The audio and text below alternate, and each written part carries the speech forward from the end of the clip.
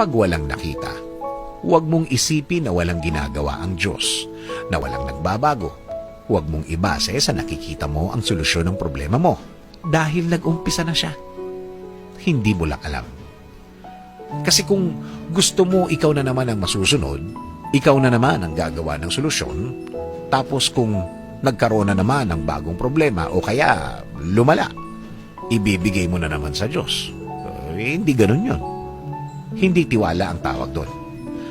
Mas magandang nag-aantay ka na ng mahabang panahon. At least, naaayos ang lahat. Kesa naman, sa lahat ng gusto mo, rush.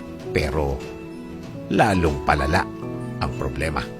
Minsan, ang God's timing ay hindi nakatiming sa gusto nating timing. Pero, ito ang tamang timing na kailangan natin. Tamang-tama sa atin. Matutong magtiwala. Matutong maniwala. Tama. Matutong magtiwala. Kahit sa inaakala nating delay o kaya late, pagkatiwalaan natin ang mga delays at late na yan dahil nakaayon sa plano ng Diyos yan. Again, kapit lang, maniwala lang. Sabi nga sa Psalm 31:15, ang aking mga kapanahunan ay nasa iyong kamay. Iligtas mo ko sa kamay ng aking mga kaaway.